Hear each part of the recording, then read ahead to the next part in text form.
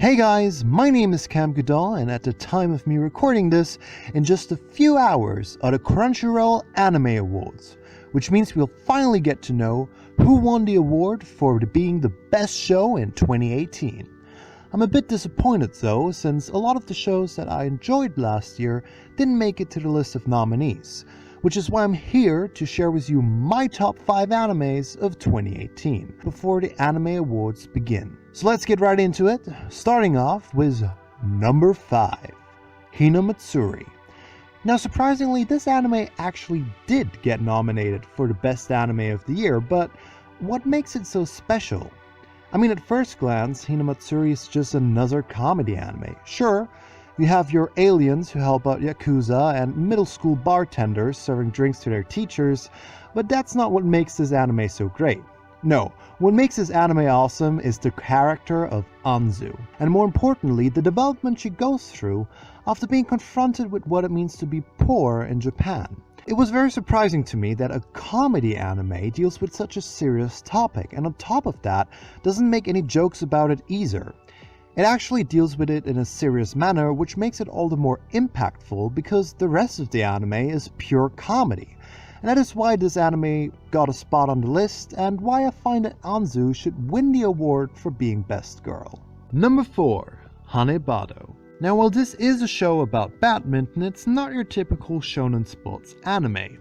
If I would have to compare it to another show, it would be Kontora-san, as both animes have main characters that share very similar traits to each other. Both of them have special abilities or talents which set them apart from other people and also made them suffer during childhood, leading to their mothers abandoning them at a young age.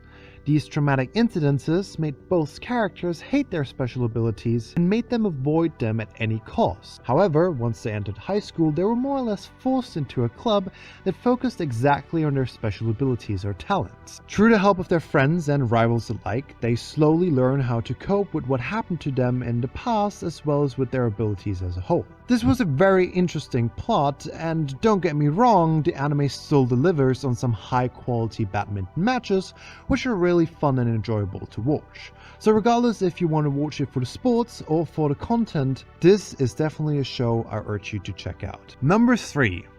Hisone Tomaso-tan, or also known as Dragon Pilot. Now, this anime show is an odd one to say the least, because it's about dragons that pretend to be jets, and the pilots have to be eaten by the dragons in order for them to pilot the dragons. Yeah, the whole show is weird, but it's very enjoyable to watch. I mean, the dragons are adorable, and the main characters are just lovely. The whole plot is about the main characters and their dragons understanding each other better, as well as interacting with the characters around them. It's like your typical slice of life romance story, just not set in a high school, but in the Japanese Air Force. Definitely an interesting choice, but interesting enough for me to binge the entire series in a single session, and I can only recommend you to do the same. Number 2. Rascal Does Not Dream of Bunny Girl Senpai. Now, despite its title and the image you see before you, this anime has nothing to do with bunny girls, surprisingly. It's not a harem, nor an ecchi, or anything like that, but more of a slice of life high school anime, with a few supernatural aspects thrown into it. If I would have to compare it to another show, I would say it's pretty similar to the premise of Sakurada Reset.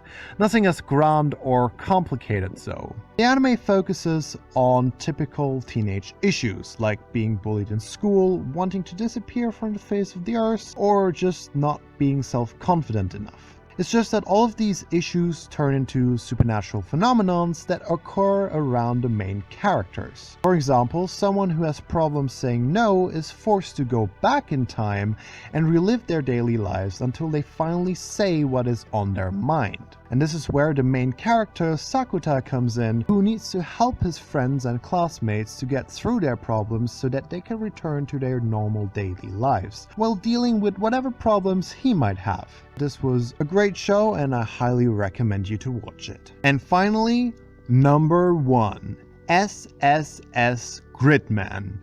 Now, if you were like me and grew up watching either Power Rangers, Ultraman, the Sentai series, or Gridman for that matter, you would have been overcome with nostalgia when watching this show, and especially after such an uneventful summer season last year, this anime was a wind of refreshness with its episodical and no deeper meaning intended battles between kaijus and hyper agents that can turn into powerful mechas. I mean, what more do you want from a show to end your year with? The villain wasn't your typical I want to destroy the world because I am evil kind of villain, but had more character and development and thought behind it. Which is why I find that Akane Shinjo should receive the award for being the best villain of 2018. And I know there were a lot of good villains out there, but she is my personal favorite. Anyway, with that being said, this concludes my countdown of the top 5 animes of 2018. I hope you enjoyed it, and if you did, make sure to leave a like, and if you didn't, well, the dislike button is also an option. I'm looking forward to how the anime awards are going to go, but in all honesty, I think Violet Evergarden is going to get the award for being the best anime of the year. I know it wasn't on my list, but that was mainly because I didn't finish the show yet, and despite that, it's the best anime we had last year. Anyhow, I'll be seeing you guys around, and until then, lights out. A special thanks to all of the artists on DeviantArt who allowed me to use their artworks in this video. As well as a special thanks to my good friend Malta B for allowing me to use his soundtrack for the background music in this video. Without any of them, this video wouldn't have been possible, so make sure to check out their stuff, links in the description below.